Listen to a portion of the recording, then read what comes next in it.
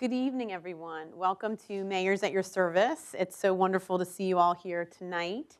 We are fortunate to have with us tonight Victor Hoskins, who is the Economic Development Authority CEO and President for Fairfax County.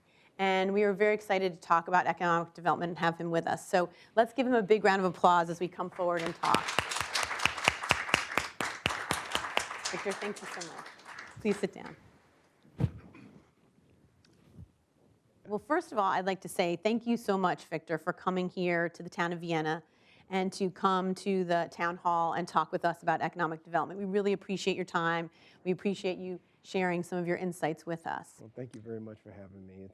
It's not the most exciting subject in the world, but it's what I do. No, it's good stuff. So actually, share with us a little bit about your background. So we know that many of us know, that previous to coming to Fairfax County, you were head of economic development for Arlington County. Yeah.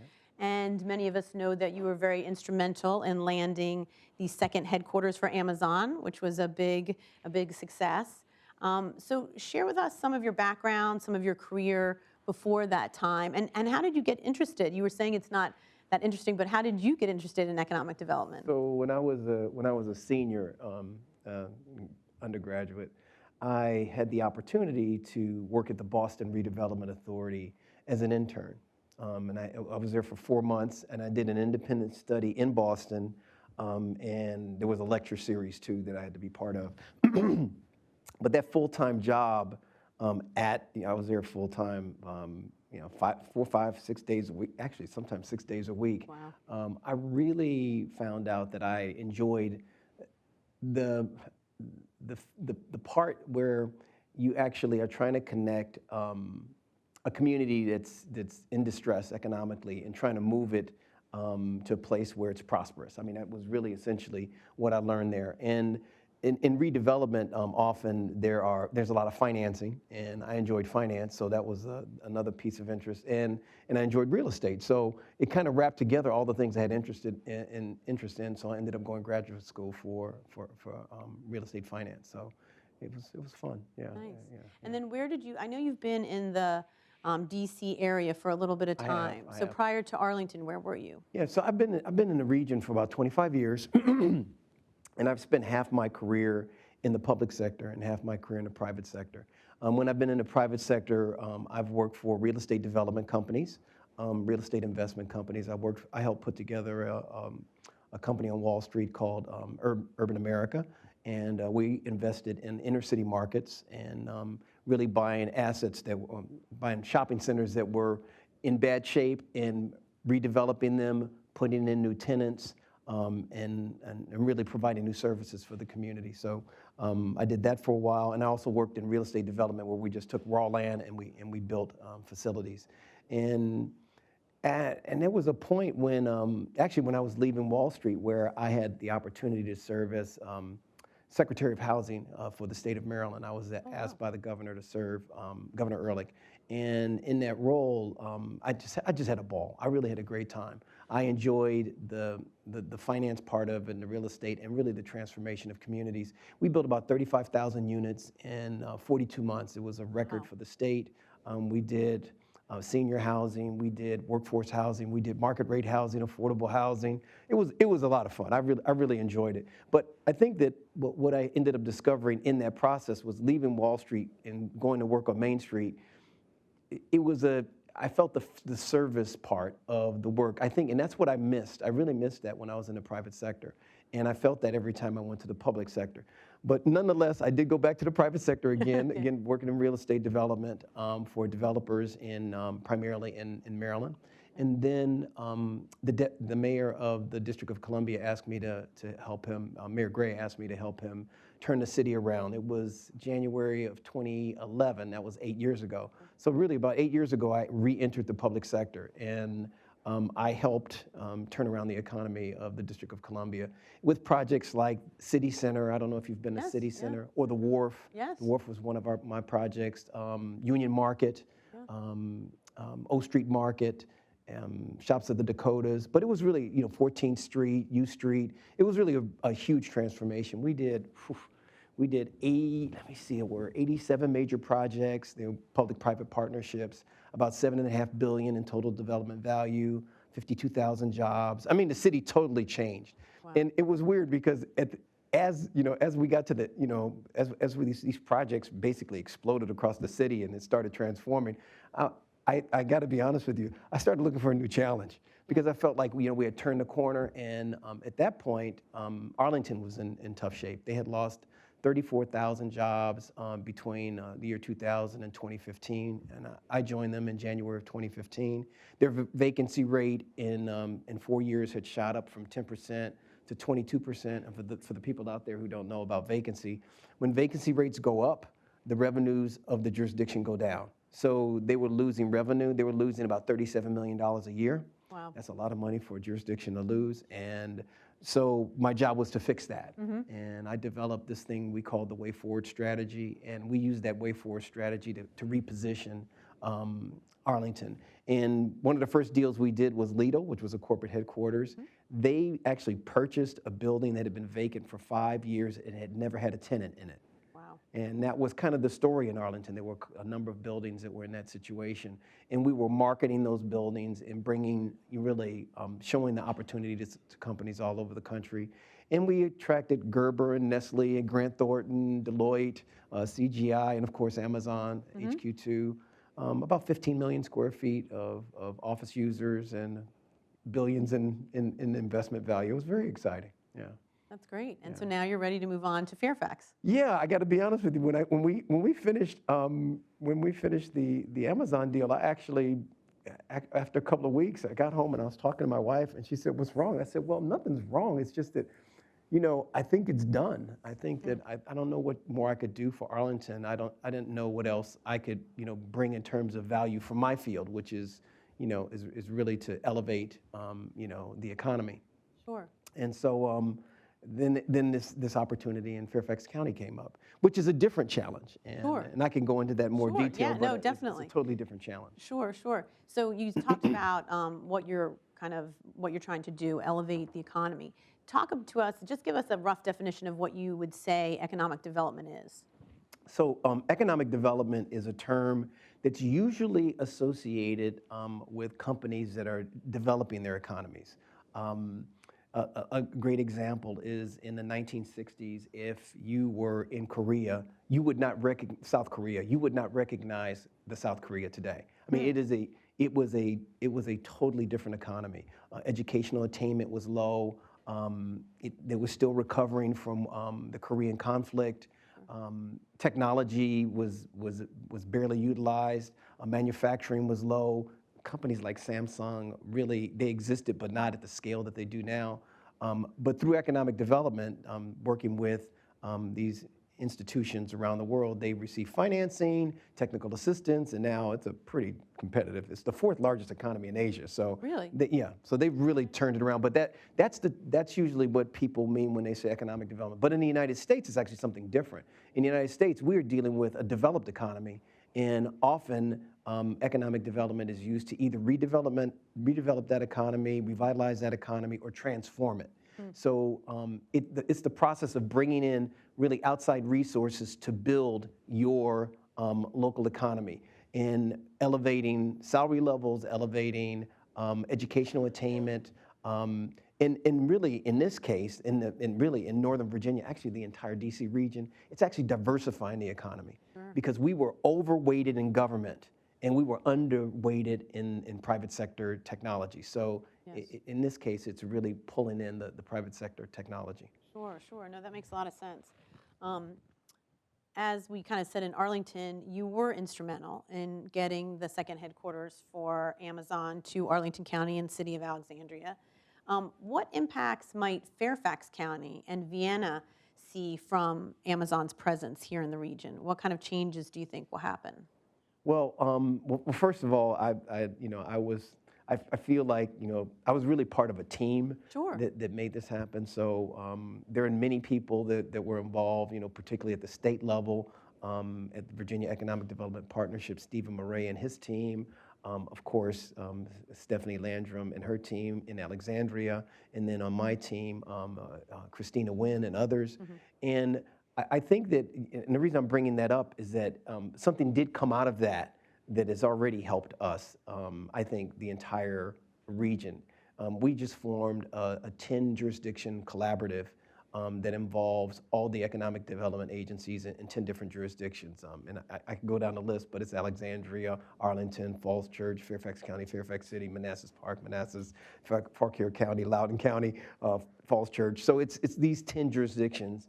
And just the fact that we're working together now for a single brand, single really marketing strategy outside of this market is a huge deal. Huge. I don't think people realize how huge that is, they because don't. there were lots of silos that were created over the years. Yes, yes, huge. Yes. We tended to be, Fairfax County, we tended to be kind of the lone wolf. The reason we were is because we could. Right. The strength of the county has been historic. The fact that, if you look at the educational attainment, just the educational system in Fairfax County, it is second to none. It is unmistakably one of the best in the country, hands down, no doubt about it. Thomas Jefferson High School, #1 high school in the United States.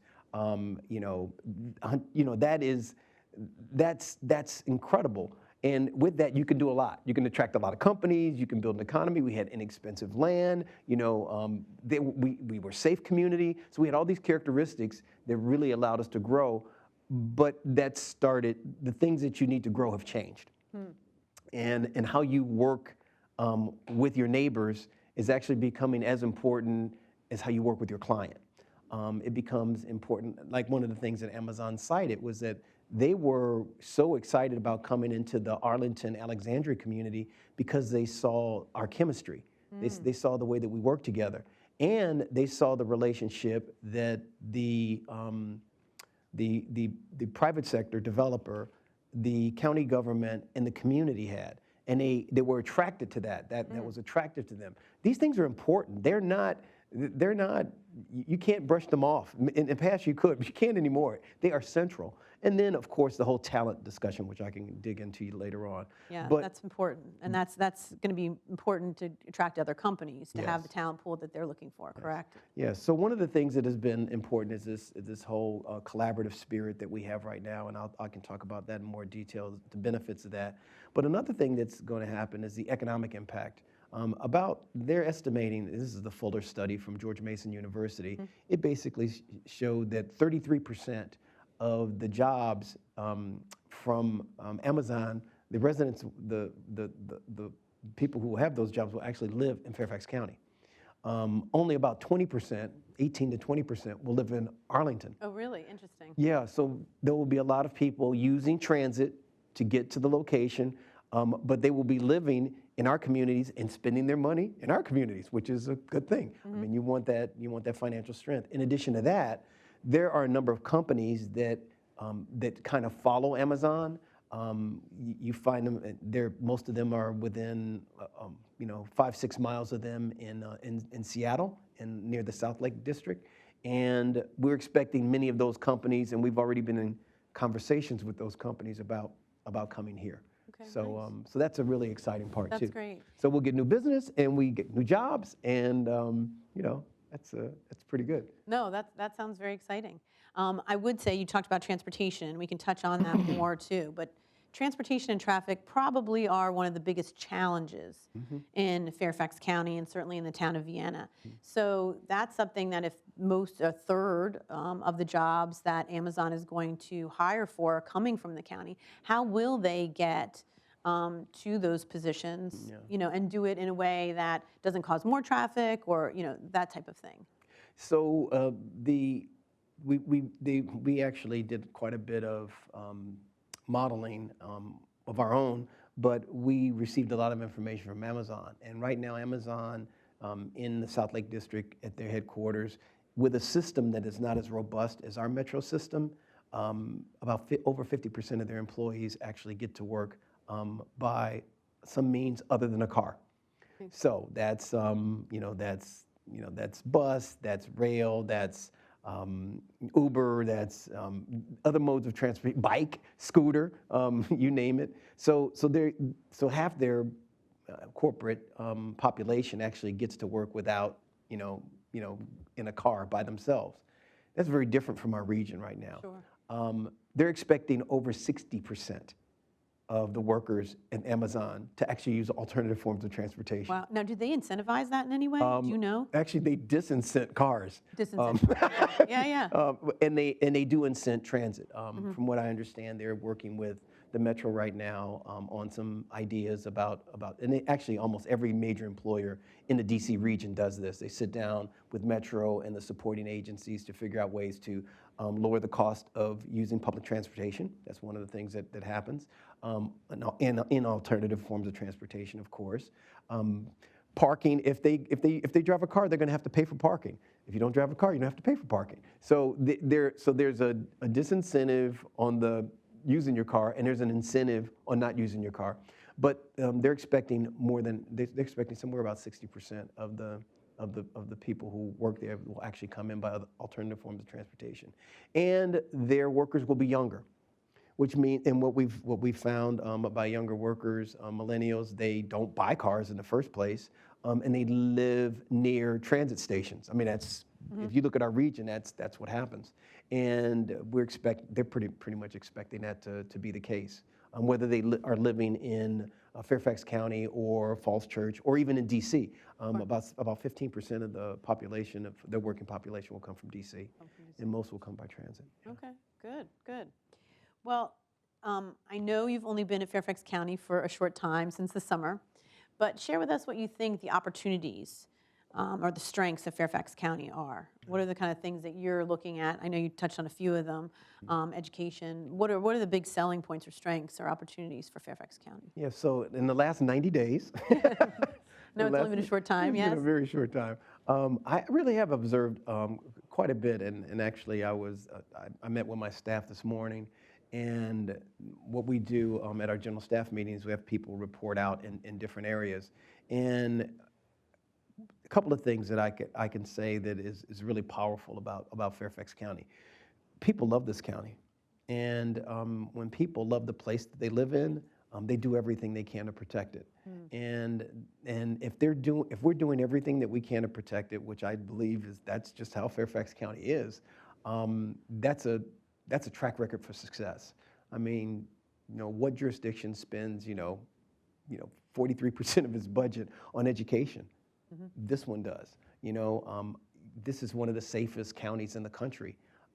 It is a place where, it's not perfect, but it's pretty darn good. And the people that are born here, people that come here, they don't like it, they love it. And one of the things that I hear, and this is why I'm mentioning my staff meeting this morning, is that the spirit in that room about their work is unbelievable. They just love this place, and they talk about it with enthusiasm, and that's a big deal. So that's one of the strengths. A second strength is there's a lot of land here. You got over 400 square miles. There's only 26 square miles in Arlington. That was a challenge. You have very few sites. More people. We have a lot more people too. Yeah, but you got a lot more land per person. Yeah. Which is really a very powerful thing. Okay. I mean, it's sort of like, if you think about it in terms of your capacity to do work in terms of your economy, you have to have the land available. And your transit stations are not fully developed yet. They are fully developed in Arlington, and that's where the majority of development capacity is. Sure. They can build maybe another 20 million square feet in Arlington County. They're about 40 million square feet right now. They can grow to about 20 million square feet. We're right now at 118 million square feet, and in the development pipeline, either under construction or in kind of planned out in the future years, it's about 50 million square feet. Okay. So we have a long way to go, and you can tell when you are in an area like Tyson's Corner. It is not. There are a lot of development sites. You just don't see that in the DC, in close-in communities in DC. I mean, we're in an amazing position right now. And the third thing is that we're between two airports. We have one airport on the east and one airport on the west. And if you are going to attract, technology companies from around the world, you need air transportation. If you're going to really kind of draw in technology companies that have markets, multiple markets around the nation, you have to have airports. So we have airport traffic, and now we have it connected almost, I guess, by the end of this summer, next summer, less than a year from now, we'll have both of those connected by rail. Yes. That's pretty amazing. And by the way, there's a third airport if we really need it, which is BWI. Right. And so, between... Bit of a distance, though, but yeah. yes. Well, but between well, if you're in Los Angeles, it's really close. Yeah, I guess it's all relative. Yeah, it is relative. But between the Reagan Airport and Dulles Airport, you have this incredible, transit line right now. And each of those station areas has an extraordinary opportunity to be a place, to be a center, and really to have a slightly different, economic profile that will be attractive to different populations. And that's kind of what you want. We really have the best of all worlds right now. Yeah, no, it's nice to have both those airports nearby. Mm-hmm. Yeah. And connected by metro. It is, it's true. So share with us, so those are some of the positives, education, obviously. What are some of the challenges? We talked about traffic, transportation, affordable housing, something I always hear. All of our jurisdictions in the region are part of Northern Virginia Regional Commission. And we talk a lot about workforce development for businesses. We hear from employers, and I'm sure you hear this, that they don't have the workforce that they need, or when they look out, this is the kind of workforce they need, and they're looking to hire, and are those people available here? But so I would definitely think transportation might be one of them, or traffic. How do we manage that? Affordable housing for some of these, for some of the workers that are here, to make sure people have an affordable place, and then workforce. Are those anything else? What do you think about those, and how can the county kind of work with that to make those situations better? Yeah, so what I will do is I'll kind of go through, well, talent is one that is extraordinarily important. So I'll touch on talent, and instead of talking about it from the transportation standpoint, I'll talk about really the placemaking part of this, because the way that you develop a place really can affect your traffic in an extraordinary way. And then we'll talk about housing and any other one of those. In terms of the talent issue, so talent, you got to break it down into different parts. So we divide it into 4 different pieces. One is actually retaining talent. Like, how do you keep the talent that you have in place? We have 60+% of our population that are working have BAs or better. We have thousands of PhDs. We are in an incredible position in terms of educational attainment, but how do you keep them? So there's a retention strategy. And then there's retraining. So you retain them, but then how do you retrain the ones that are industries have declined or changed or been replaced by AI, and move them into a new career? People who are well educated, who can learn, how do you retrain? And then there's growing the talent. How do you grow the talent through the university system?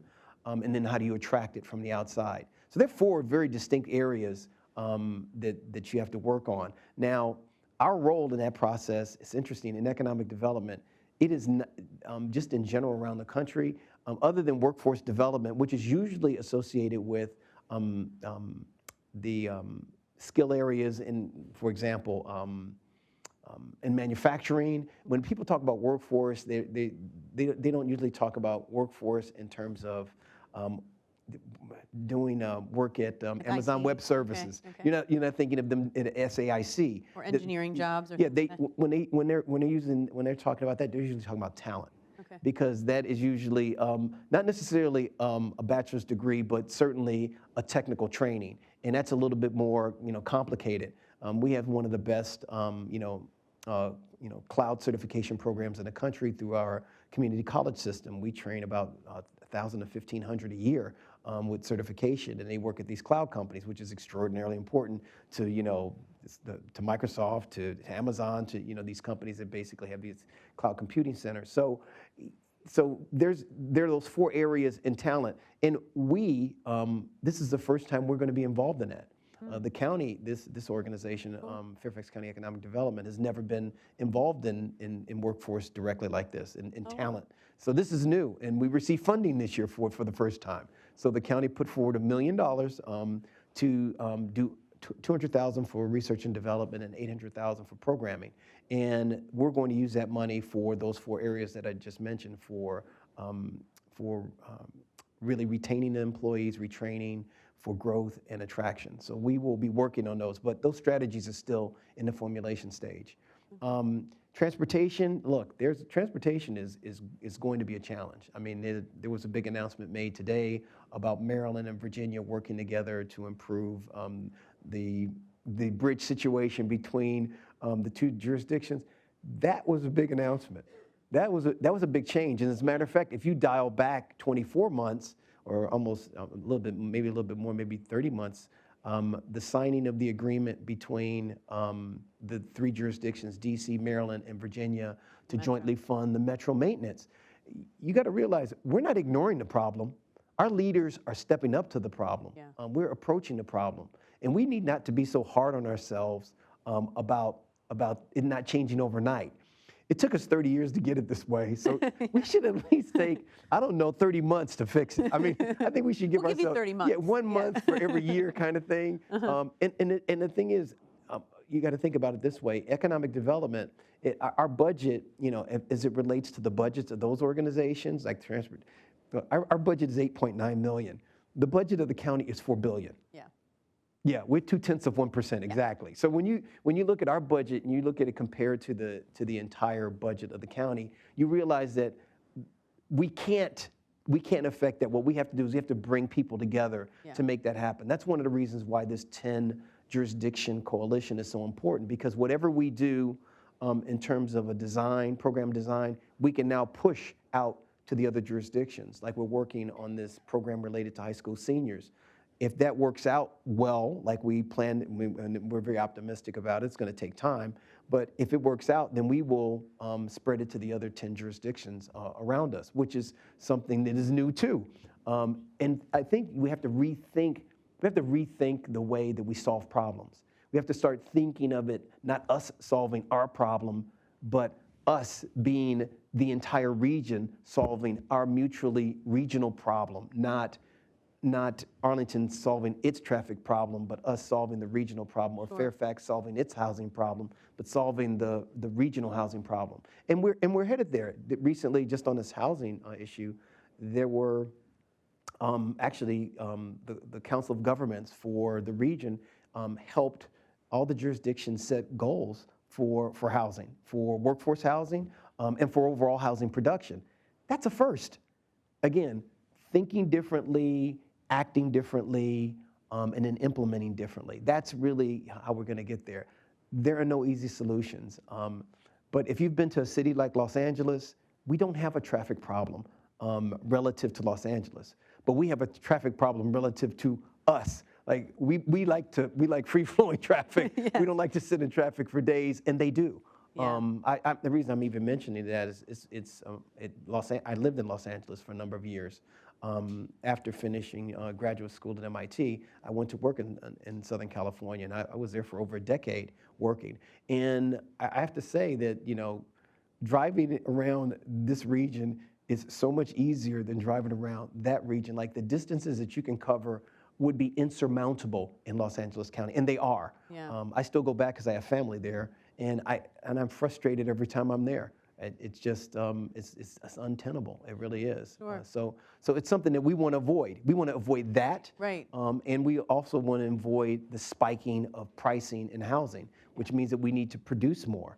Some people don't like the fact that we should produce more housing, but that's actually how you keep the price down. Mm-hmm. It's called supply and demand, and microeconomics is the thing that works in our environment. And unless those laws change, prices are going to go up when you have less housing, and that's just the way it works.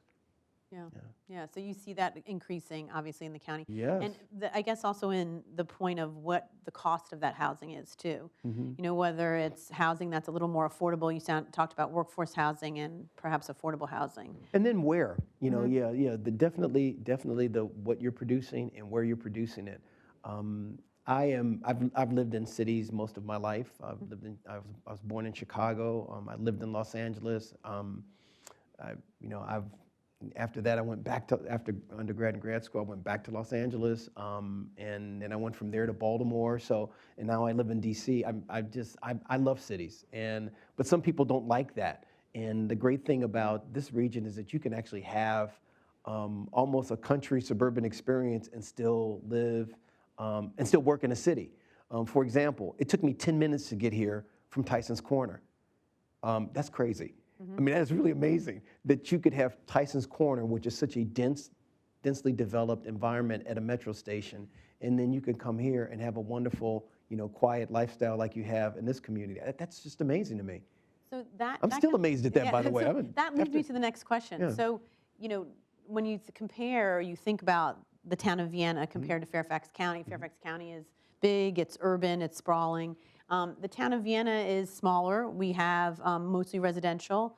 What kind of strengths do we have to kind of, maintain economic development at our level, but not at the, the urban, the areas of like Mosaic and Tyson's. We want to keep that kind of hometown feel. Very charming. It is. So how do we do that on a level that allows for economic development, but does it on a scale that really works for our community? Yeah, I think every community has to make a decision about its vision for economic development. I think that is really kind of the where you start. And I do not think that you want to be the location for corporate headquarters. Although we do have one. You do have Navy one, Federal which is Credit Union amazing. Yeah, sits in the town of Vienna, but yes, you're that's right. pretty amazing. But that's not your No, that's not our thing. your goal. No. You want to maintain your charm, which means that you want to really curate whatever you are involved in fostering in your county.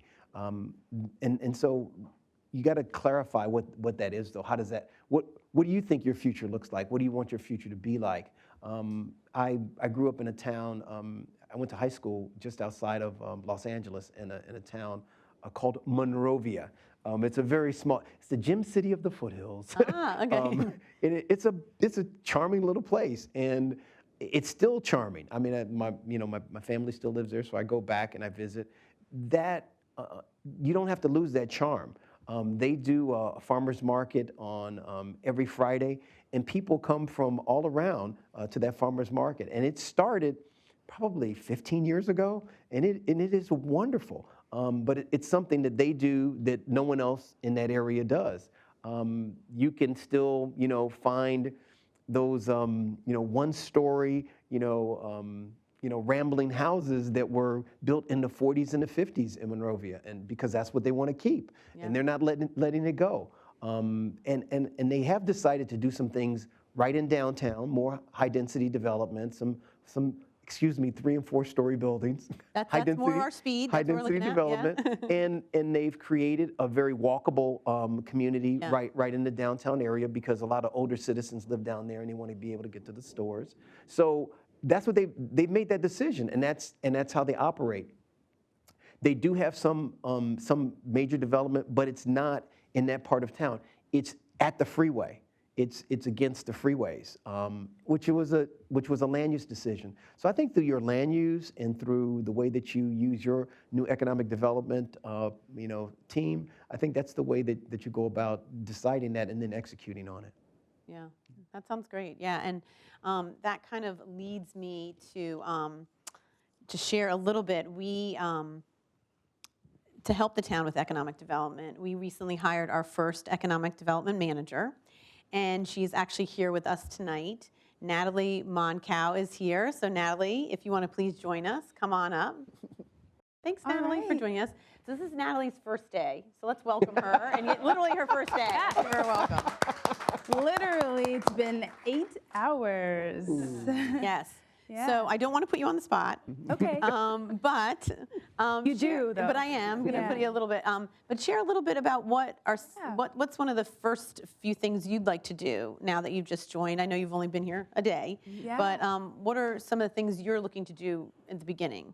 Sure. So I think it's going to be really important. The first thing that I do is to listen. There has been no one before me, right?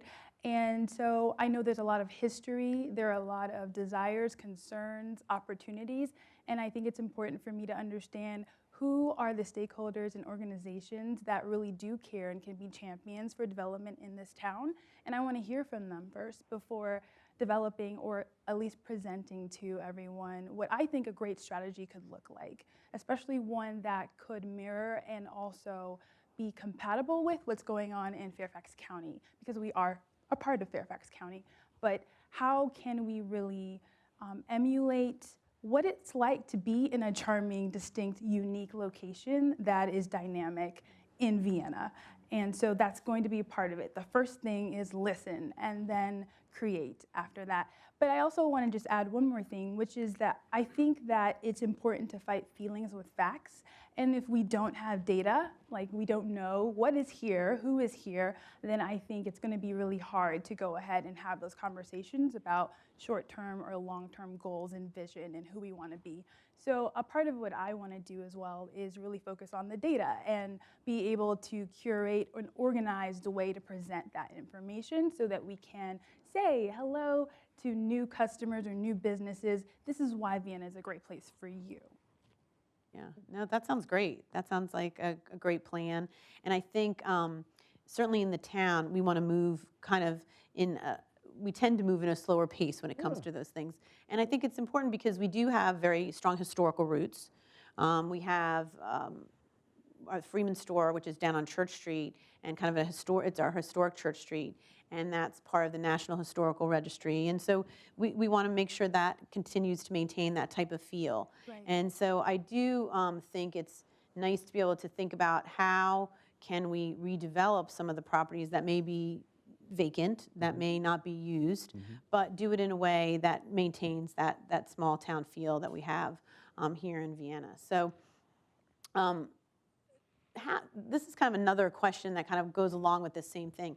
How can communities overcome fear of the perceived negative impacts of economic development? You know, people get worried about overbuilding. They get worried about overcrowding of schools, traffic. Is it communication? What are the ways to talk about those types of things? I think Natalie, hit on one of the key points, which is listening. And if you listen well, you will not even propose development that doesn't fit the community, if you know what I mean. I mentioned how that town of Monrovia dealt with development. Now, it's part of LA County, just like you're part of Fairfax County. You know, LA County is 4,500 square miles.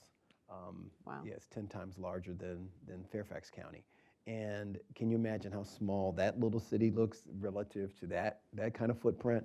And it still managed to maintain its real charm. And I'm not making this up. Look, I got to tell you, I am a Monrovia High School alumni, and I am a donating alumni, and I go back to my high school, and I like to catch every once in a while a Friday night game. Yeah. A football game, that is. Yeah. And part of it is that there's so many things that are there that were there when I was growing up that they've preserved. They don't look exactly the same. Sure. And I mean, for example, they got rid of the previous library, but man, the one that they built is magnificent. And what they did is they used the architectural language of the downtown area, and they incorporated that into the new building. Nice. Believe it or not, the other library was actually, I think, an anti-library. It didn't look like it belonged there. It looked like it landed from outside. I mean, I don't know what that architect was thinking, but he came in and he dropped it didn't look right. So I was glad it was gone, and the one that they built is really wonderful. But I think part of it is realizing that you don't have to lose anything. What you have to do is figure out what more do you want. And it's a kind of, I believe it's a kind of curation, particularly when it's a small community. You really want to curate your solutions. That means listening. That means, actually looking at proposals to make sure that you're not generating, problems that you can't overcome, because you don't want your community to be overwhelmed by something that's supposed to be good for your community. Right. No, that sounds great. That sounds great.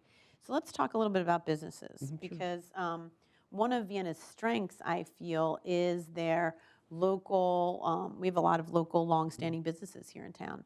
So looking into the future, how do you continue to maintain that? Yeah. How do you continue to maintain those local long-standing businesses in a community such as ours? So business.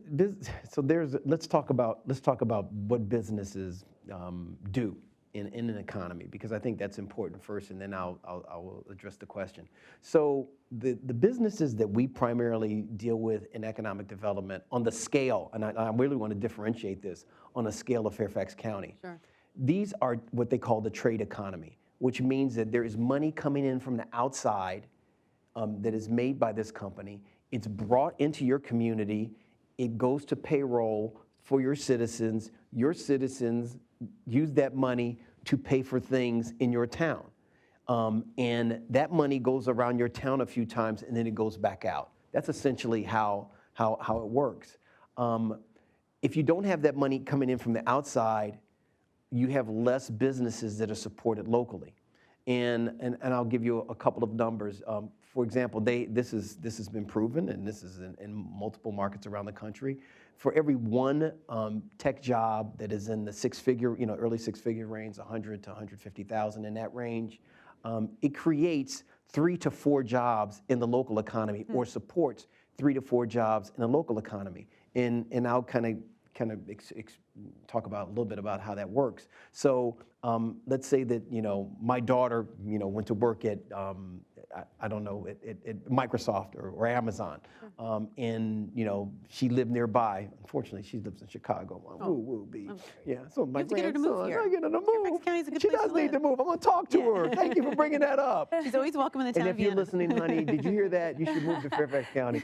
Right. You and your husband and my grandson. Just send the grandson. That'll be fine. But we have so she comes. She gets this. She earns an income, and then she consumes dry cleaner services. She goes and she shops at the local grocery store. Gets her shoes cobbled. She buys clothes locally in a boutique, and all of a sudden you can see she gets her hair done. So you can see how that money from the outside, it really supports the inside economy. And you can't really. It's harder for you to see that in this region because it's so big and there's so many people. But if you go out to a small town, you let a company close in a small town that was on a trade economy, it destroys the town. Yeah. It disappears. Yeah. And the thing is that I mean like out in, let's say, I don't know, Montana, where it may be a coal mine. The coal mine closes, the town collapses. That's what happens. So that's how important the trade economy is. But when you have an economy like ours, which is so robust, it's really hard to see. So that's the first thing I want to make the point. We're talking about two different things. We're talking about businesses, but we're talking about difference in businesses. Sure. We're talking about businesses that pull money from the outside. And by the way, it doesn't even have to be a big company to pull money from the outside. It could be a small IT company. We had some IT companies in Arlington County actually, Natalie used to work in Arlington County, as you recall. Yes. So you guys have, right. Yeah, we so have an alumni body, yes. We're working in Arlington County, and now we're in Fairfax Now County, we're in so we're Fairfax very County. excited, yes. So we had small companies that were producing, $4 to $5 million in revenue, and it was 5-6 people. So I'm not saying that it can't be a small company, but it's very different from a hamburger stand. Sure. It's very different from a dry cleaner. It's very different from a florist or a gardening shop or a hardware store. Those are very different. That's a very different economy than the one that's pulling money from the outside. Actually, what these stores are doing is they're circulating the money in your community. And you don't want to lose that. So, if you don't want to lose that, part of it is, with the changes in online retailing, a lot of local stores have been hurt. Yes. So you have to help them with technical assistance to get to those markets, which means that they are using platforms like Google and Facebook and these other platforms where social media is used to track customers. Right. The bottom line is that it expands. So you have to provide supportive services for them. And in Fairfax County, there are a lot of supportive services for those companies if they're having difficulty. And they can come to my office and get these services for free. There's direct counseling with entrepreneurs who have serial entrepreneurs, we call them. They've owned multiple businesses and are very successful financially, and they're giving this service back to the community for free.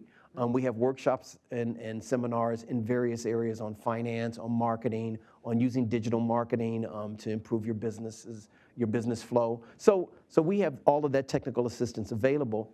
But the question you started with was, how do you keep that? Yeah. Yeah, and how do you keep that? I think that's a decision that, number one, please, people shop there. Yes. I've had people say, that restaurant closed. I go, did you ever eat there? Right. No. Well, there you go. Right, shop local. Yeah. Yeah. Or shop where you like to shop. I mean, there's a restaurant that is near where I live. My wife and I go there so often, and we go there at the same time. We go there after church. We go for brunch, and they almost expect us to go there, and it's like everybody knows our name. Yeah. I mean, if you're doing that, the company, the business will survive. Sure. But if you don't support the business, it's not going to survive. Right, right. And that's part of it. But the second thing is on this, if it is having trouble, there's free technical assistance available, and they really should take advantage of that. That's what your taxpayers' money for. Right. That's good to know, and that's good information.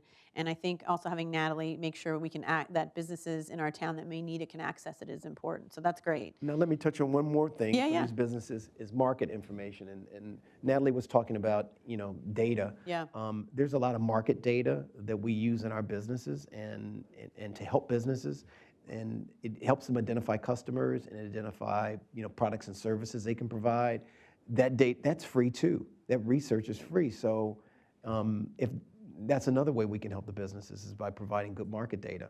And actually, when we recruit companies, so part of my job in DC was to recruit retail. We really didn't have a job to recruit retail in Arlington. That wasn't really part of the mission of the organization. It's not really part of the mission of the Fairfax County Economic Development Authority either. In some organization it is, and some it isn't. In DC, the reason it is because it was so under-retailed. People didn't realize it was millions of square feet under-retailed in Washington, D.C. when I arrived there in January of 2011. We built over 2 million square feet, and I think another 1 million square feet has been built since I left. I left in 2014. So 3 million square feet in 8 years. Wow. And they're still building. It's because it's a big, big market that wasn't being served. People were going outside of DC to get retail, particularly high-end retail. So part of it is you can recruit, but you have to make a decision that that's what you're going to do, and also who you're going to target. So all of that could be part of your conversation. Sure, sure. So when you talk about retail, obviously we're hearing a lot that people are buying more online. So but then we also hear some of the online retailers are setting up storefronts. Right. So it's kind of it's a little odd in that way. Yes. So the question then becomes, what do you think the future of retail is? Because you do see some of the local retailers having a more challenging time. So any ideas of where you think that market's headed? So if you talk to anyone who is in retail business, like U.S., or global, they will tell you the United States is over retailed. Just as a market, we have more square feet in retail per person than probably any other market in the world. In the world? Yeah. Okay. I think we're pretty close to like in the world. We are our economy. 70% of our economy is generated by the consumer. We consume a lot. Yeah. But we're still over retailed.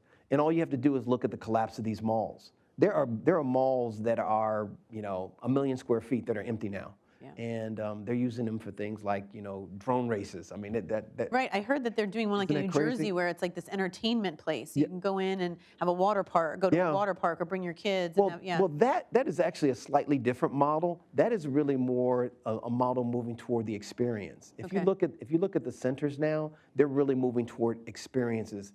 It used to be a mix of 65%.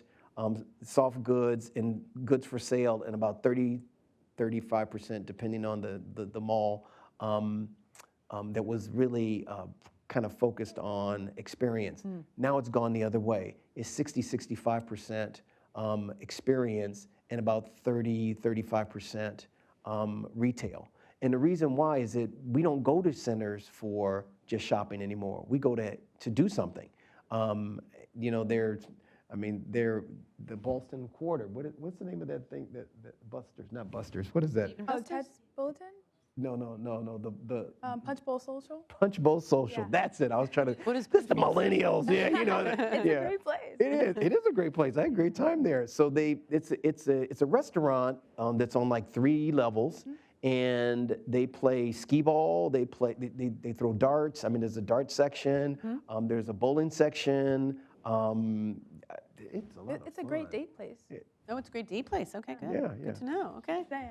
that's great. Not so much for me, but For others who may be yes, single the young, and yes, younger yes, people, yeah, that yeah. sounds great. But they're looking more for experiences and also places where you can have an experience and you don't have to pay money. And I don't mean that glibly. I mean that for real. Sure. Where you can. I mean, one of the things that I think people love about Mosaic is that they do these outdoor concerts, and people don't have to pay for them. And even if you're not at a concert, there are games that you can play outside, and they don't charge you to play those games. I mean, they're just out there. Right. There's big chess boards, and they're the beanbag thing, and and your kids can they're things for kids to play on. I think that really people are kind of, I'm hoping that moving away from the material that way and looking more toward the experiential. I think that, if the millennial generation or the Z generation got anything right, I think it's that. Yeah. I think they got that right. I think we really need to focus more on, because people use those experiences to build their relationships. Sure. With their families, with each other, with their community. And I think that if you focus on that as your goal, then you'll know what kind of mix that you want, what kind of mix of retail and experience and goods that you want. I don't think we need to worry about retail disappearing. I think what we're seeing is a big transformation. And there used to be 3 major shopping centers around that dotted Baltimore, the Beltway around Baltimore. Now one of those has completely closed down as a shopping center, and they're redeveloping it as residential. A second one is about 50% vacant, and a third one is prospering. And the third one that's prospering is in Towson, and it's because they have focused on making it a place. Towson University's there. Right. They built a lot of housing. They built housing for seniors. They built housing for students, and they built housing for workforce. They made a decision that they were going to make it a place. And I think that was what I was talking about what do you do with your place? You have to make a decision. And you can keep it from being overrun, but you just got to make a decision that that's what you're going to do, and limit the things that people can do.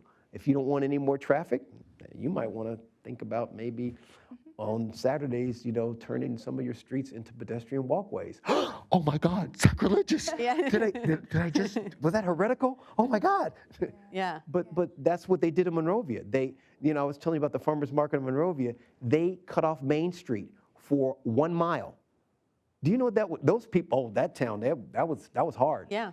But they did it because it actually made it very exciting. And actually they've kind of cut it down now to about 6 blocks, but it's still very exciting.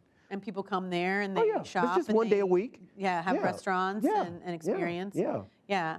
You definitely see more of that kind of experiential, experience happening. Yeah. May I add Yeah. to this? So earlier today, thank you, Marian, for taking me on this frosty walk to Cafe Amore. Did I say that right? Which is a Cafe wonderful Amore. coffee shop in town. Yeah. That is an experiential place that you can go. You can have coffee, but then you also go for cooking classes, and then you go to have an open mic. And that is really dynamic because you can bring so many different types of people together, which is why placemaking and urban management is really cool, because that is how you develop the relationship with the customers, right? Future customers, and then ongoing, like what Victor was saying with his wife, that they go to a restaurant, they're always there. So I do think that that's also a part of building places, is about relationship between people. And that's going to be a focus also that I would have when talking about bringing retail to Vienna. Yeah, no, I think that sounds great, because I do think, I think it's important. One of the things that the town of Vienna prides itself on is its sense of community. There's a strong hometown feel, there's a sense of community here, and we want to continue that. And we actually have our own Vienna Business Association, which is local Vienna businesses, which is fantastic. And so that's something we want to continue to engage with them and work with them to make sure they continue to be prosperous as well. And the town also has a town business liaison committee, which works with those businesses as well. And I know Natalie will be working with them going forward. So that sounds great. And I really do think, as you talk about families and people in the future, there's a nonprofit in town called the Shepherd Center, and they help with the elderly a lot. But their whole motto is a world without loneliness. And I think that's such a great motto to have, because I think what's so important in any community is really connectedness. So whatever is the housing, the experiences, the businesses, you want to feel that sense of connectedness. And I think that's what makes people prosper. I think that's what makes communities prosper. So I do think that's something that we want to continue to kind of work on and emphasize in our community. So we're going to pivot a little bit from retail to office. Okay. So now office is changing. Oh, yeah. We see that office spaces are getting smaller, shared office spaces, people working at home. So what do you think the future of the office market is? Well, it is turned, it's interesting, the co-working space that kind of rose up, and the WeWork, environment. Which is a really mixed results at this point. Right. I think is It's interesting to see what's happening. It's kind of complicated. Yes. Just to say that I don't want to criticize something that I don't run. So, Sure. but I think what they did, and what's really been happening, and it kind of happened, not naturally, but I think real estate pricing, and I'm looking at this from the finance side. I think real estate pricing kind of forced the issue of using space differently. But then as they started modifying the space, they discovered, it also was producing a greater experience for the employee. So it was really the combination of the employee benefiting and the company benefiting. It actually became something that was symbiotic. Sure. And I think that we've probably reached the limit. We're pretty close to the limit of how low the per square foot office environment will go. And I'll just give you a couple of examples. I won't cite specific companies, but I have worked with companies that are providing 50 square feet per person. That same company 10 years ago was providing 250 square feet per person. Wow. Now, it's a consulting company, so they really have their people out in the field a lot. So and what they've done is they basically are using scheduling tools and monitoring technology to make sure that they always have a space available for whoever's coming. This tool looks into the schedules, the flight schedules. It looks into the travel schedules. It looks into the schedules of who's using spaces. And they have lockers instead of large systems with books and everything in them. It's really it's very interesting. But that's the extreme model. I think 50 square foot per person. More, what's kind of hitting the average is somewhere between, depending on the industry, between 110 and 150 square feet. That's kind of like the norm for a lot of industries now. And even certain industries are even down to 80 feet. So somewhere between 50 and 150 is where it's going to. It can't get much smaller than that, because then they're not in an office. And they'll be working from home, right? Right. Yeah. And by the way, there's a lot of that too.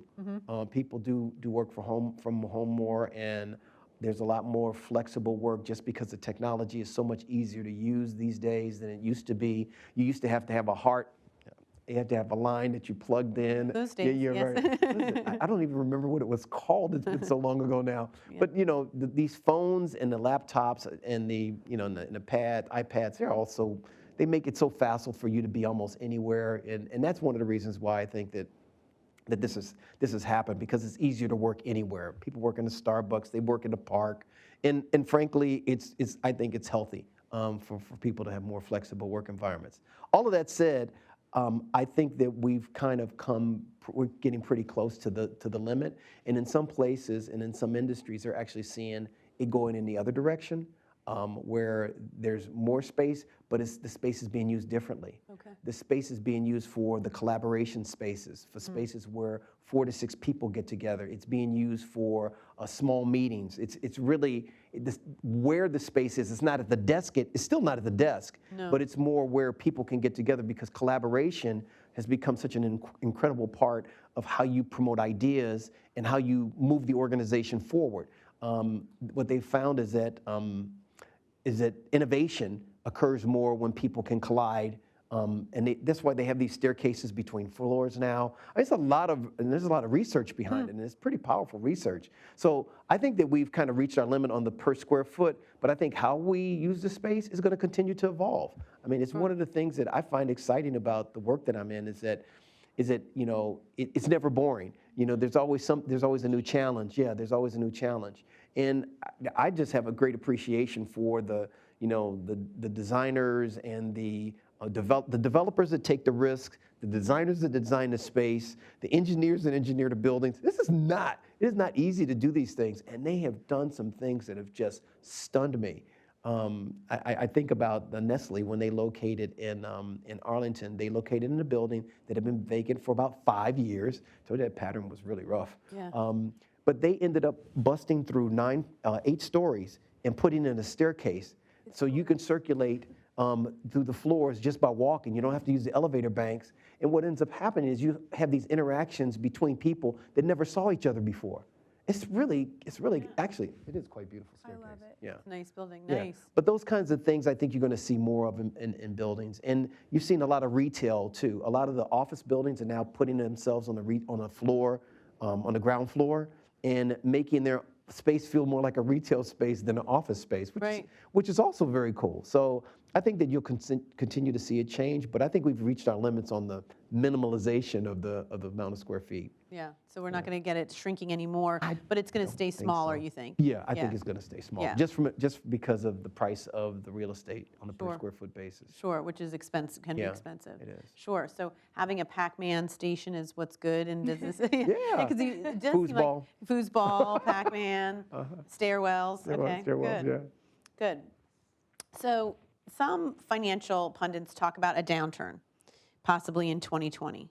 I don't know if that's something. How can economic development strategies help communities weather those downturns? Yeah. You talked a little bit about diversification. Yeah. So that's really one of the keys. Diversifications, it really makes your economy more resilient. Where you may have an industry rising, you have another one declining, and they're kind of offsetting one another.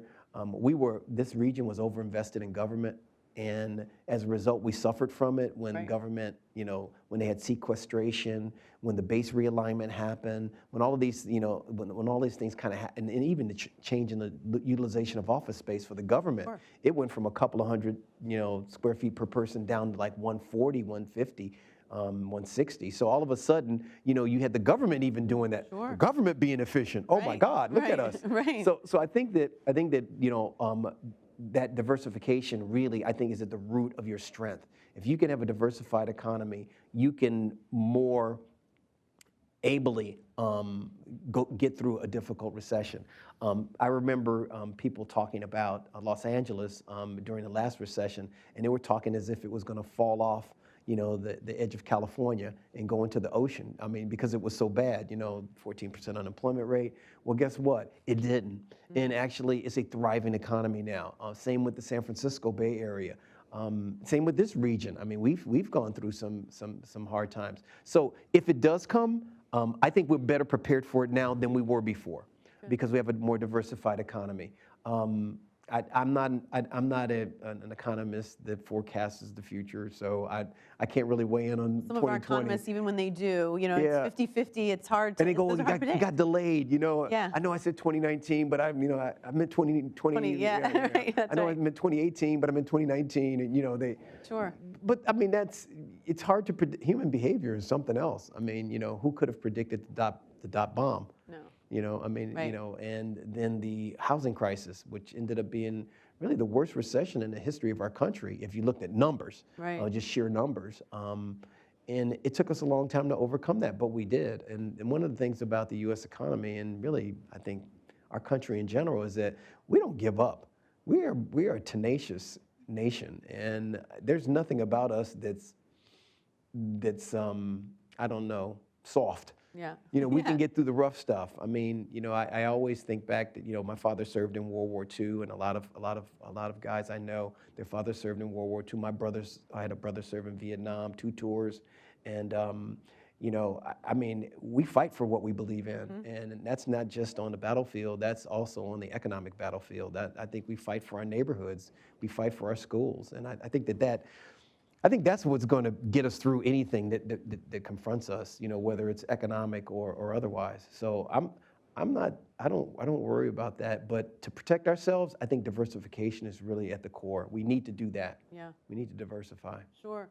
So I'll tell you, town, a little over 4 square miles. So we're small. But we also have an industrial zone, which is not typical. It's a light industrial zone in town. Wow. It's on 2 streets, Mill and Dominion. And I feel like it's something that really does allow us to diversify our economy, and it allows us to have car repair shops, lumber yards, et cetera. Essential things. Essential things, Essential, yeah. So yes. how do any tips on how do we continue to support those, or and I know Natalie will probably help us with support those that industrial zone, those types of businesses, because it seems like, at least in Fairfax County, it seems like a lot of those industrial zones are being redeveloped and they're being pushed out to the western part of the county. Yeah. And I think a benefit, like I said, in our town is to have that industrial zone that does diversify our economy, even though it's a small one on a certain level. Yeah, usually the reason that they eventually do move is usually they get bought. And, this is the free market system, so we do allow people, if they can come to an agreement on a price to buy something. But the uses of those properties are really in the public domain, so that's where your authority is. And I think that understanding how to use that authority in an appropriate way, I'm not talking about inappropriate way, but in a way which is appropriate and that fits your vision for your community, I think it's perfectly legitimate, and it is a way to maintain an area for those uses. When you allow those uses to be more flexible, and you have a lot of development pressure around you, I know. they're more likely to change. Sure. And that's never simple. I remember I worked on an industrial corridor in Los Angeles at one time, and it was part of a larger community. And I remember when the industrial uses started changing and moving out, and someone was upset because the lumber yard left. Right. The paint store. Oh my God, the paint store Tile leaving is a store, big right, deal. right. That's a big deal. That's a big deal. But when that started happening, they were expressing their concern, and the guy that running the paint store, he basically said, "Look, this owner made this decision. This land could be used for these kinds of uses, and this is the use that's now become the highest and best use. Places change. This is the thing that we got to get a grip on. Yeah. Places do change, Yeah. and you have to let them change. But what you want to do is you want to do it within what I consider a tolerance range. You want to kind of put some guardrails around it. There were no guardrails around those properties. So just as soon as the highest and best use changed, economic forces took over and it changed. So really, that is the thing that you have to concern yourself with, and I'm sure that's something that Natalie will study very closely and come up with a strategy right. for. So I understand what you're saying. It's like, yes, allow a certain, what's allowed in that zone, but if you keep it within a reasonable amount, then it allows it to continue to prosper in that area or in that type of zone. Yeah, makes sense. So we talked a little bit about this, but what do you think, or what does a balanced, livable, healthy, safe, we talked about safe, financially sound community look like in 10 years, in 2030? Any ideas? Let me see. First of all, it has a AAA bond rating. I can start right there. Yes, you got to have a AAA bond rating. Fairfax County has a AAA bond rating. It's had it for over 40 years. The state of Virginia has a AAA bond rating for over 80 years. Can you believe that? Over 80 years. I did not know that. That blows me away. Actually, when I read it, I couldn't believe it. I had to call the people in the state of Virginia. Is this correct? Yeah, over 80 years. And so it has a bonding capacity, has an ability to borrow at the lowest rates. So that, I think that's the first thing. And I know The town that. of Vienna, by the way, has a AAA bond rating. Pardon The town of Vienna has a AAA There bond you go. This Yeah. is what I'm saying. Yeah, So that's yeah. the first thing it has. No, it's huge. It's huge Yeah. in how much you're spending on your debt and, Yeah. and how what the interest is, and it's an effect to the Yeah, to and the- I don't think it's going to change. I think in 2030 it's the same. Also has great schools, Mm-hmm. where the kids are not only being educated well, but they actually are going into careers that are the current careers. They're not falling by the wayside because the curriculum didn't change. So keeping up with the changes in careers and technology. I think it's a community that's safe. One that has an environment that you can walk in at 10 o'clock at night and not be worried. To me, that's a very important thing, and I think to everybody in Fairfax County, that's very important. So you want to be able to walk your dog at night. right. So I know that these things sound a little corny and simple, but frankly, they're pretty powerful. There are a lot of places in this country where you can't walk your dog at 10 o'clock at night and expect to get back home safely. So to me, that's what it looks like. And it's one that is accessible in terms of all the services that we love, our park services, trails, Yeah. able to ride our bikes, all the things that we love to do. That has all the conveniences that we need on the retail side, because we do need our grocery stores, and we do not. And my wife needs her places to shop. I don't shop that much. I got to be forced to walk around the mall while she shops. So that's my choice. But I think that it has all the things that really this community has now. I think the key is, how do you hold on to it, and in the right amounts, in amounts that are appropriate for you. Because I think it's unrealistic. Like, it was unrealistic for me to think that Monrovia High School would look exactly like it did when I graduated. Sure. It actually looks better. I would say that in a heartbeat. We used to have these.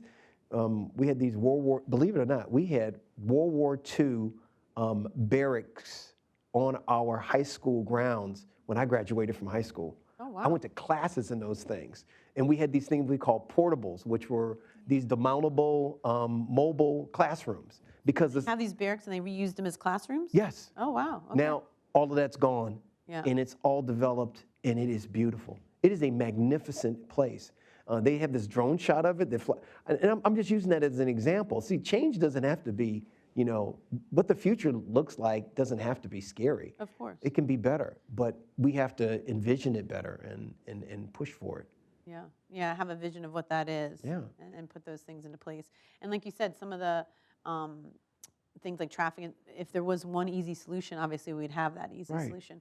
But trying to work on them and see how we can kind of make that better is always kind of part of the process. And there may be 4 or 5 things that you have to do in order to get it to a place where you are happy with it. I know that, and this kind of surprised me, in the center of Copenhagen, they restricted, I think it was 1 square mile, I think it's a square mile, totally devoid of cars.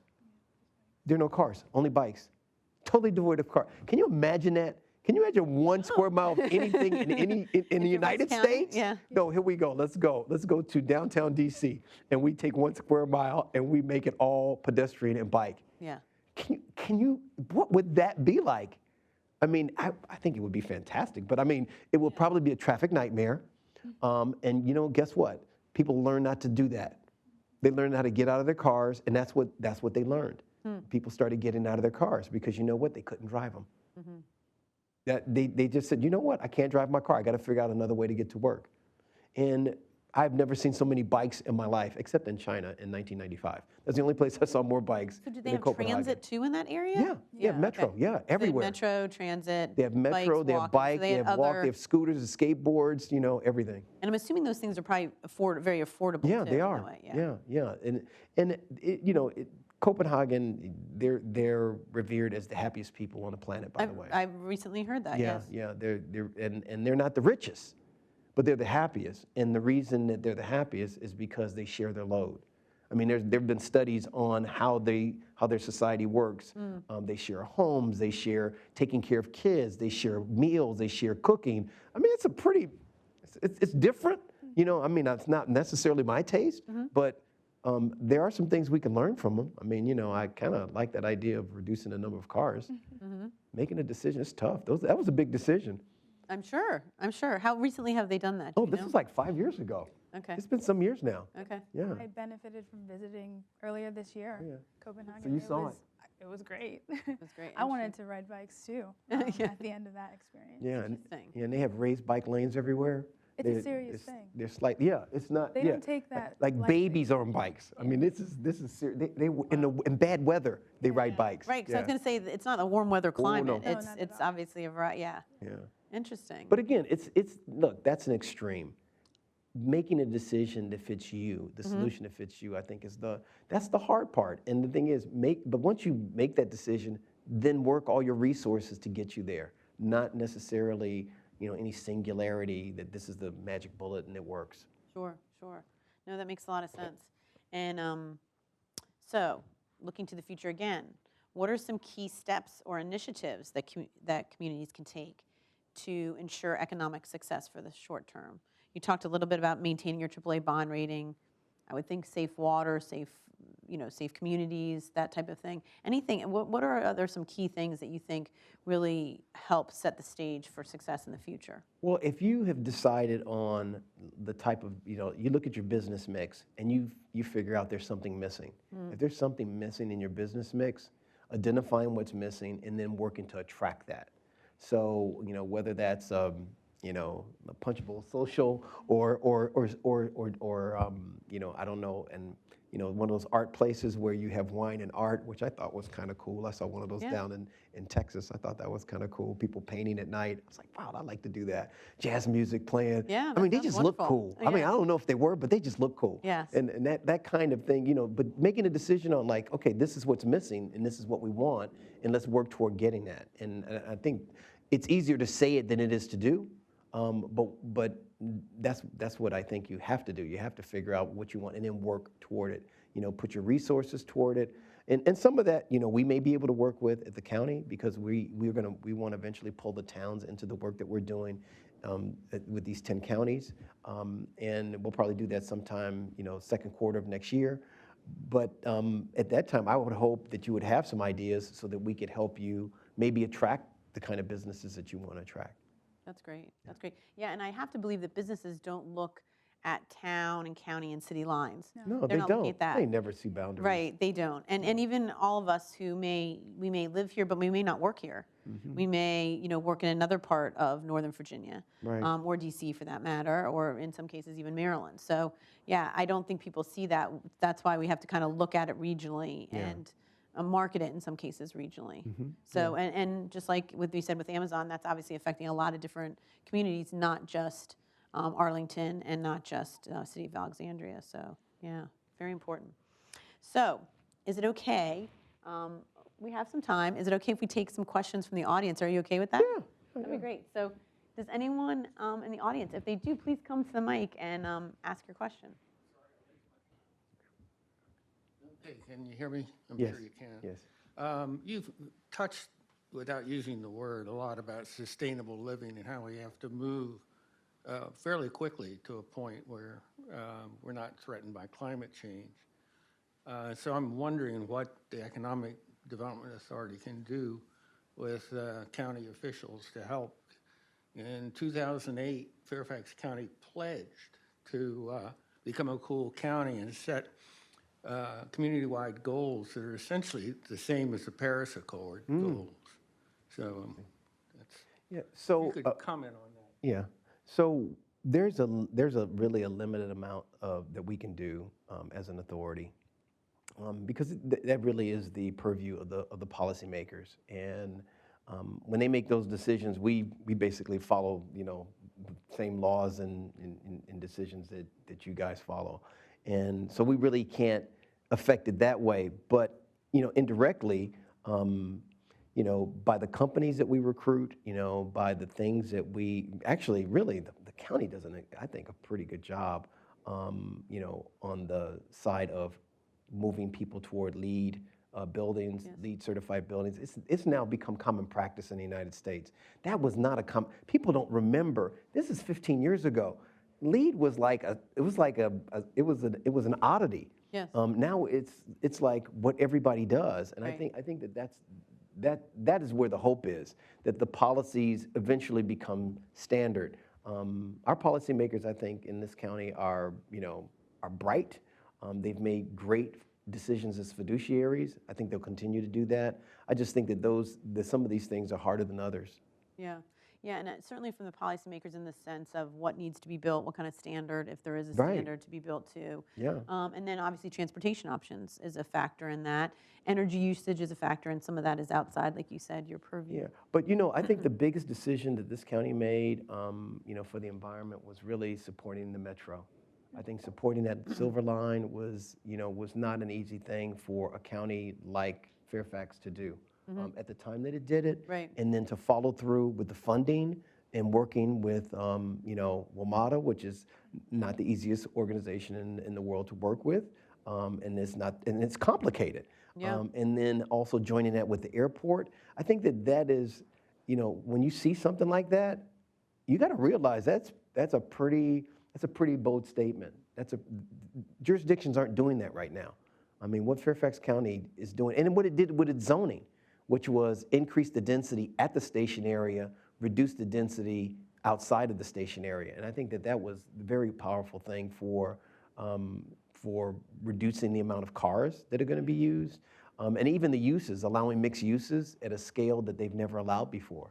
So I'm optimistic that it's leaning in the right direction. I'm one of those people that, I'm patient. I've waited a long time for a lot of things to happen, and I'm glad when they do happen, and then I wait for the others. So I'll be patient. No, that's good. I think the coming together of DC, Virginia, and Maryland was huge for the metro, big. because that saved the long-term viability of it. Really, for everyone to come forward with that funding was just needed, and it's good that they did do that. And it also contributed to the Amazon win. That was one of the things that Amazon was looking for, us to really support our metro. Wow, good to know. Okay, any other questions? Yes, please come forward. Good evening. My name is Art McKay. I live at 205 East Street Northeast here in Vienna. And the mayor knows we're getting to be real good public speakers, or we try to be, because we come and talk to the town council about issues on a regular basis. And I want to pay you a great compliment, because we've been lucky. Well, it's not luck, it's planning, to have input into the activities of the town, the decisions of the town. And you probably have heard of the Maple Avenue corridor effort. This is a compliment.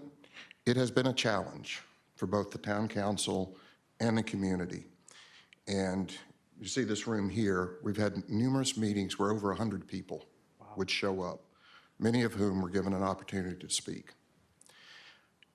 And I think that we are moving to a far better place with that.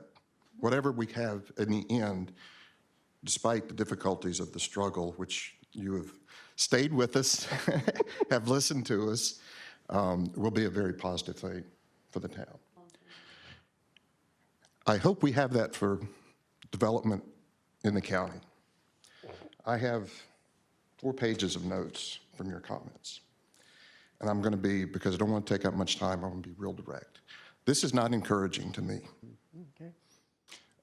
I think I lived in Arlington for 16 years, in Crystal City, here for 27 years. And Arlington was nice, but I'm glad I'm here. Mostly because Amazon is now there. And I don't want to see Arlington, Alexandria become the Seattle of the East Coast, with all of the bad things that came with that. I want to raise 2 or 3 specific points that I want to use as examples to encourage you to become more familiar with both the macro and the micro levels of community concerns and direction.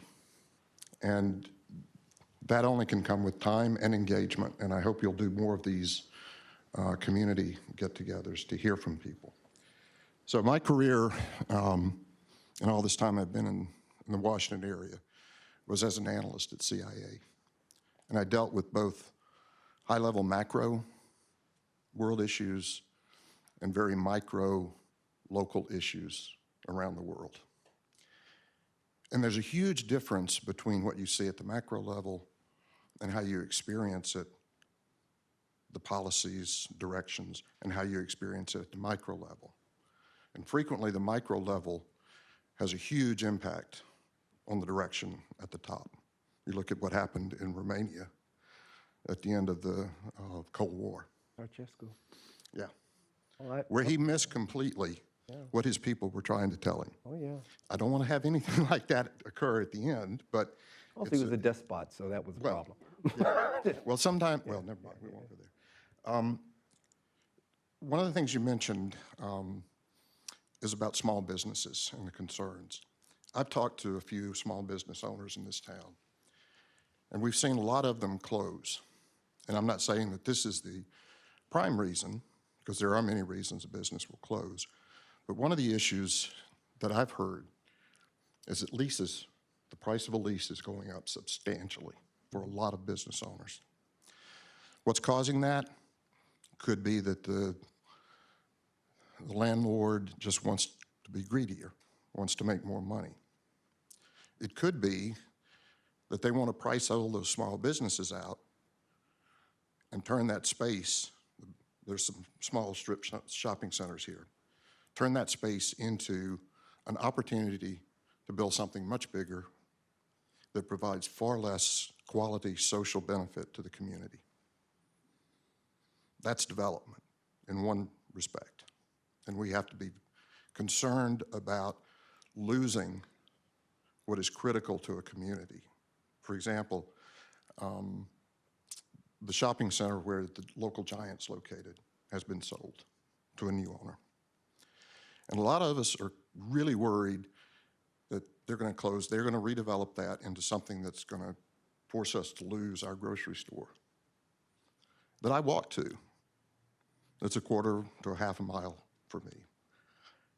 If we lose that and I have to get in my car and drive to McLean or to Oakton, that's adding to pollution and adding to congestion when I can just walk there now. We can see that happening throughout this county. For example, Tyson's Corner. When I moved here, Tyson's shopping center was from where Macy's is to where Bloomingdale's is, one level. And now we have a development that's far bigger, but it doesn't have the services in the plan that I'm aware of for critical things like hospital, a small hospital, medical care. A lot of the small businesses that we see in Vienna that we depend on. And surprisingly, and I'm not promoting religion here, there is no opportunity for places of worship to exist in Tyson's Corner under the current plan, none whatsoever. So that was noted in the Washingtonian magazine, this monthly issue, which really took me by surprise. So we're beginning to miss some critical components of community life that have been key to many of us in this room, I suspect, and will be to the generations that are going to follow us. So on the macro level, Tyson's may look like a great thing. There's lots of money going in, hopefully a lot of people, but I'm afraid of what we're losing or not providing as a result of thinking only at the macro level. And if, what was it, 30% of the people working at Amazon are going to be living in this area? Mm-hmm. The bus service now that the county provides cannot do that, cannot support it. We have a bus line that runs from, I can't remember the station after Tyson's, through Vienna. Silver Line? Yeah, the Silver Line. Can't remember which one it was, on Spring Hill. Greensboro. Greensboro. Yeah.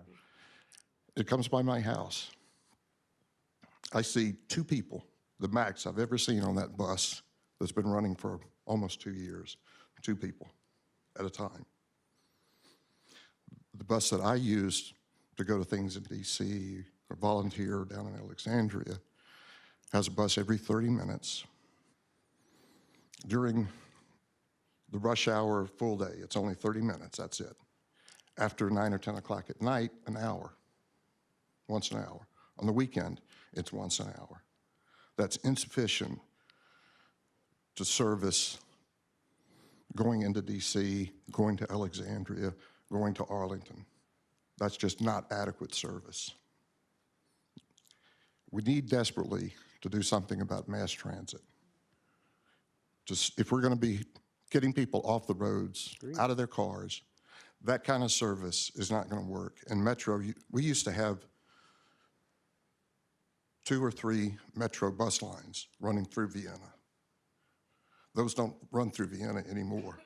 We only have the one bus line. We have 2 now? Okay. But I know the one that I use is the only one that goes all the way down Maple Avenue into Tyson's. So that's another micro level issue that you need to be aware of in thinking these larger issues about development. And also one last thing, because of my career in the federal service, I really worry about the economic impact or effect of Amazon and focusing on only large businesses as a way to sustain the economy of this region. I don't think that's necessary. The federal government is much smaller than it was when I started in 1980. But the people who work in the federal government here in Washington are the core of making the federal government work as well as it can be. And as a manager, I began to have problems recruiting people in the late 90s because we couldn't compete with the salaries of businesses like Amazon and the IT and tech companies like AOL and others that were coming into town then.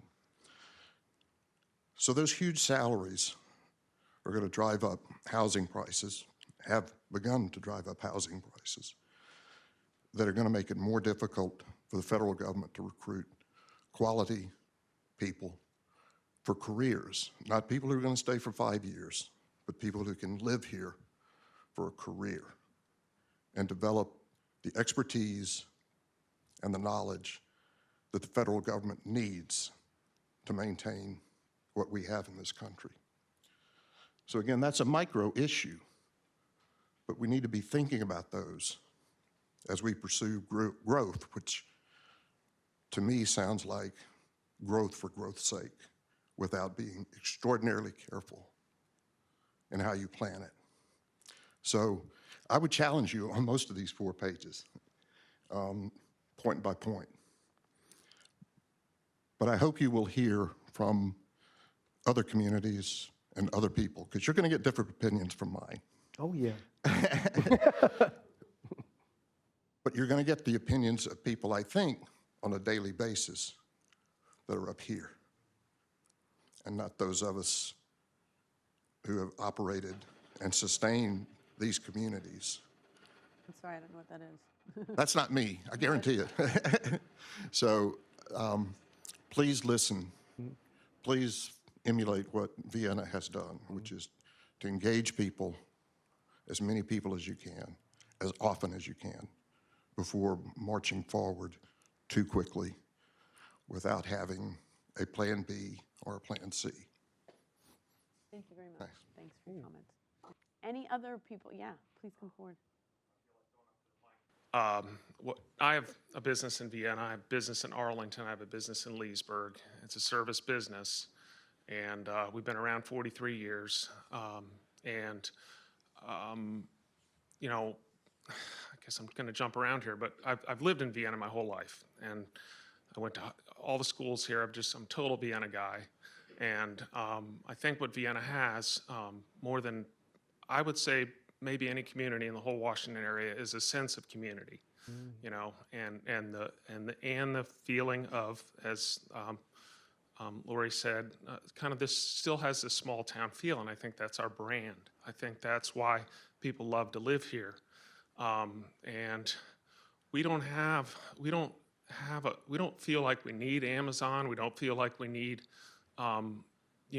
more tech businesses.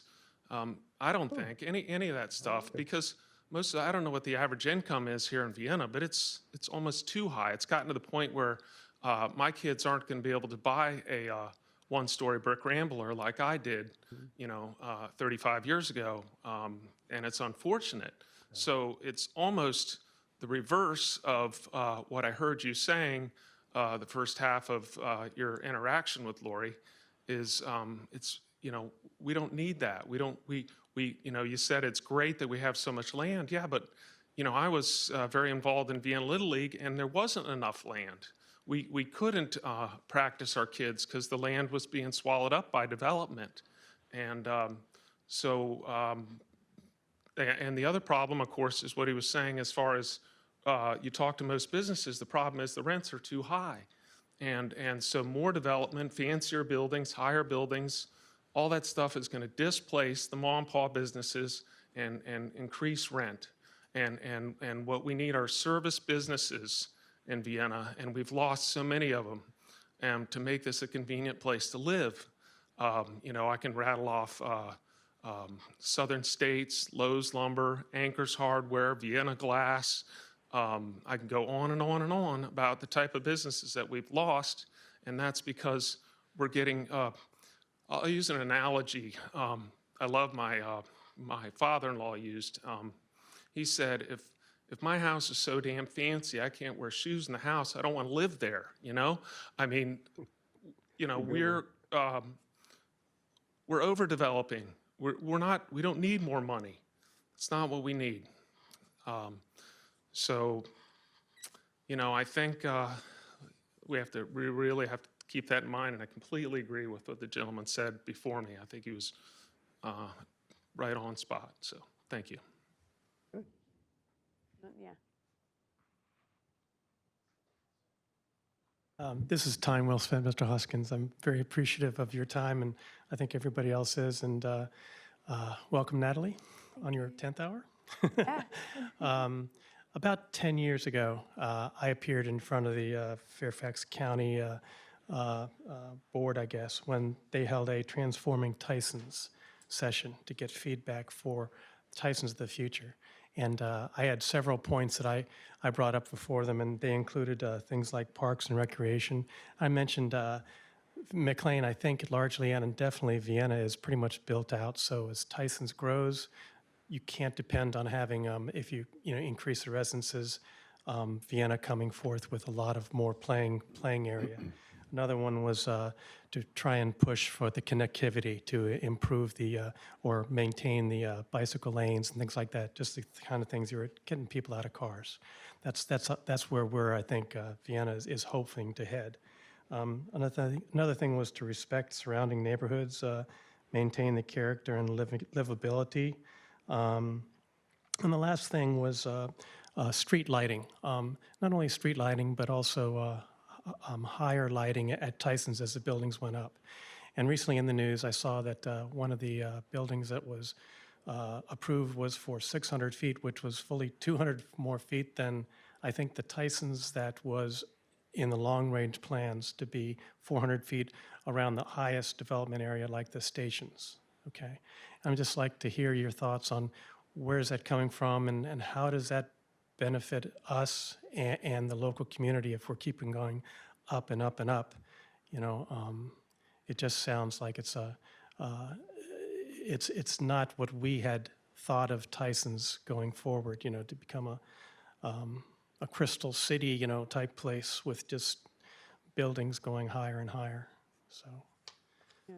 Do you know anything about that building? It was in the news recently. Yeah, I know which one you're talking about. The View. The View is the name of the building. Yeah, so just the planning and zoning work, which is most of what everyone has been commenting about, that planning and zoning work is actually done in the county offices, the county planning office, and they work on these issues. Sure. That I work within the framework that they create. So the opportunities that I bring are within that framework. And that's what I was talking about to you earlier. Sure. You really need to decide if you don't want anything to change, then you don't want anything to change and try to maintain that. That doesn't mean that market pressures won't take over and cause people to raise rents and challenge what you're trying to maintain. That's just, it sounds to me like you pretty much want to, at least two gentlemen want to keep things pretty much the same, and that's a choice. And I said that from the very beginning. Yeah. You set the framework. Yeah, of how that's going to look. Yeah. I will say some of the discussions about Tyson's was. I know there was a question in there somewhere, but it was mostly but comment. a lot of a lot of the discussion about Tyson's has to do with as they develop a city there. Yeah. Where are like the community centers, the parks, the things? Because then we realize that if those things, especially if it's a walkable community and they're trying to create that within Tyson's, how does that then have those kind of key items that Those people are want? in Tyson's plan. Right, some of Yeah, them, they are and in I there. know some of them are being done kind of as a building gets put Developed, together, right. developed. Because I have spoken at county public meetings to talk about the need for those types of infrastructure, because if not, then those get put on either the town of Vienna or Vienna and McLean or the other location outside of there. So having the fire station, the police, the community centers, the parks, the trails, the schools are all key to making that a livable and Right. and thriving community. Right. And so I do, that is something that we continue to hold the county staff or continue to kind of, ensure that those types of things are put into place. So that's something that I think some of the speakers were talking of. Yeah. But I understand what you're saying is that is part of the framework of how the planning and zoning is done. And then you all fill in that planning and zoning into certain. Yeah, we work into the framework that's already created and legislated by law. We do Yeah. not create laws. That is not our job. Yep. Our job is to build the economy, and that's what we do. Yeah. Now, I mentioned earlier that the budget of the county is over $4 billion. Our budget is $8.9 million. There's not a whole lot we can really do to affect the things that they were asking about. That's really the county's job. Sure. That's really what they focus on. Again, that's really what they focus on. Sure. Yeah, and I think within this framework with Natalie coming on board is to look at our current spaces Yeah. and saying how do we maintain the businesses we have. Like I said, we do have a lot of longstanding businesses. How do we keep them thriving and keep them there? Certain areas of our town are zoned in different ways. How do we support those types of zoning that we already have, whether it be the industrial, the commercial, we have also a technology park. That's where Navy Federal Credit Union is.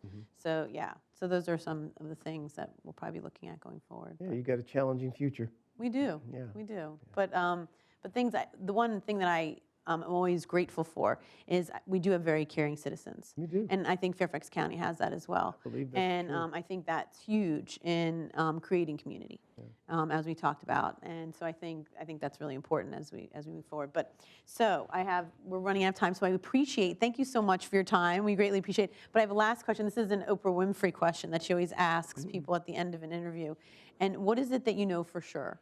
And that doesn't mean it has to be economic development related, but is there anything that you know for sure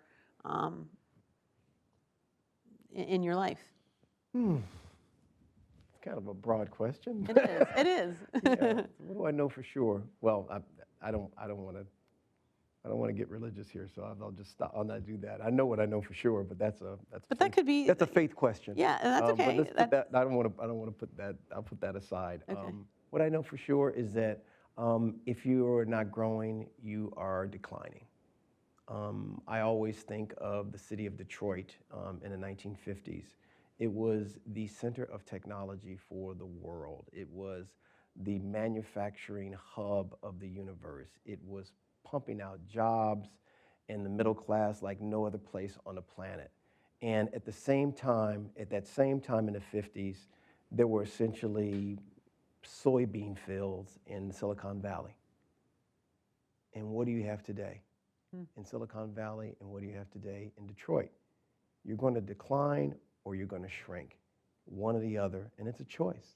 It's the kind of choice that we make every day, the direction that we're going. And you choose the direction and you focus on that and you make that happen.